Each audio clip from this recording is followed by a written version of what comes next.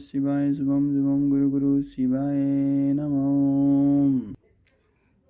आज हम सुनेंगे शिवजी के दुर्वासावतार तथा हनुमदवतार का वर्णन।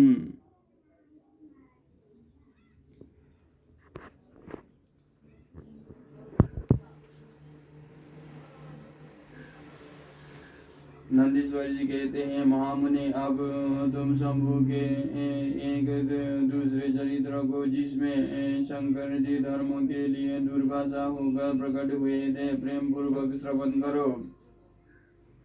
अनसुया के पति ब्रह्मवेत्ता तपस्वी अत्रि ने ब्रह्मा जी के निर्देशानुसार पत्नी सहित ऋक्षकूल पर्वत पर जाकर पुत्र कामना से घोर तप किया।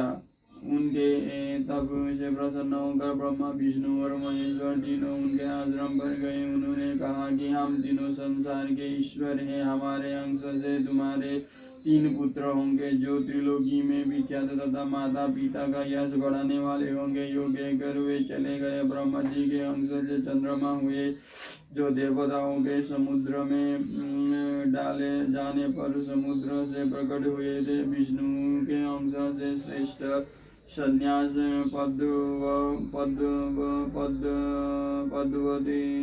को प्रचलित करने वाला दत्ता उत्पन्न हुए और रुद्र के अंश से मुनिवर दुर्वासा ने जन्म लिया।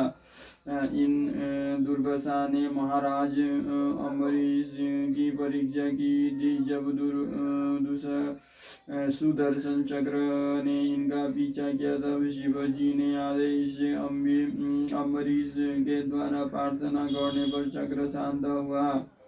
इन्हीं ने भगवान राम की परीक्षा की। काल ने मुनि का वेश धारण करके श्री राम के साथ यह शर्त की थी, मेरे साथ बात करते समय श्री राम के पास कोई न आए, जो आएगा उसका निर्वासन कर दिया जाएगा। दुर्वासा जी ने हट करके लक्ष्मणों को भेजा, तब श्री राम ने तुरंत लक्ष्मणों का त्याग कर दिया। इन्होंने भगवान श्री कृष्ण की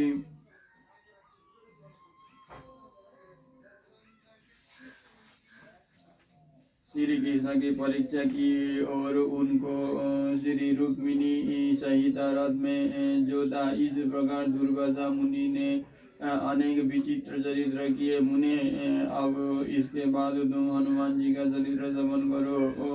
हनुमद्रूप से शिवाजी ने बड़ी उत्तम लीलाएं की है। विप्रवर इसी रूप से महेश्वर ने भगवान राम का परम हित किया था। वो सारा चरित्र सब प्रकार के सुखों को दाता है, उसे तुम प्रेम पूर्वक सुनो। एक समय की बात है, जब अद्भुत लीला करने वाले गुणशाली भगवान शंभु को विष्णु के मोहिनी रूप का दर्शन प्राप्त हुआ। तब वे कामदेव के बाणों से आहत हुए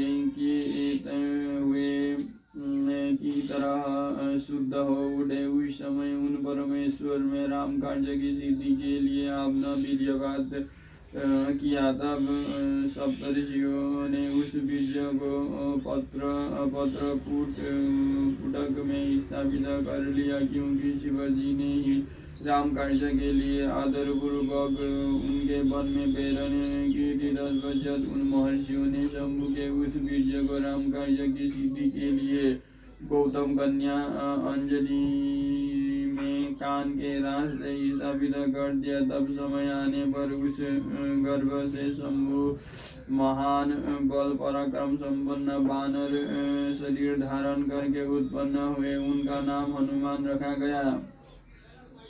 महाबली कपीश्वर हनुमान जब शिशु ही थे, उसी समय उदय होते हुए सूर्य बिंब को छोटा सा फल समझकर तुरंत ही निकल गए। जब देवताओं ने उनकी प्रार्थना की, तब उन्होंने उसे महाबली सूर्य जानकर उगल दिया। तब देवर्षियों ने उन्हें शिव का अवतार माना और बहुत सा वरदान दिया। तदनंतर हनुमान अत्यंत हर्षित होकर अपनी माता के पास गए और उन्होंने यह सारा वृत्तांत आदर पूर्वक सुनाया। फिर माता की आज्ञा से धीरे धीरे कभी हनुमान ने नित्य सूर्य के निकट जाकर उनसे अनायास ही सारी विद्याएं सीख ली। तदनंतर रुद्र के अंशभूत कपिशेष हनुमान सूर्य की आज्ञा से सूर्य से उत्पन्न हुए सुग्रीव के पास चले गए।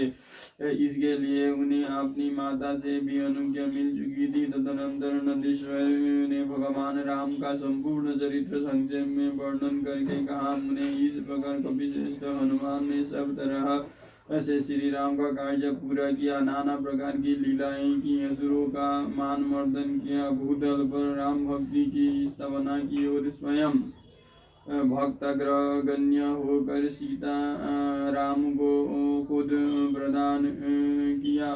वे रूपधवतार वैश्यशाली हनुमान लक्ष्मण के प्राणदाता, संपूर्ण देवताओं के गर्भहारी और भक्तों का उद्धार करने वाला है। महावीर हनुमान सदा राम कार्य में तत्पर रहने वाले, लोक में रामदूत नाम से विख्यात दैत्य के संहार का और भक्त वत्सल है। तथा इस प्रकार मैंने हनुमान जी का श्रेष्ठ चरित्र, जो धन कृति और आयु का वर्धक तथा संपूर्ण अभिष्ट फलों का दाता है, तुमसे वर्णन कर दिया। जो मनुष्य इस चरित्र को भक्ति पूर्वक सुनता है अथवा समाहित चित्त से दूसरों को सुनाता है, वो इस लोक में संपूर्ण भोगों को भोग कर अंत में परम मोक्ष को प्राप्त कर लेता है। ओम ओम।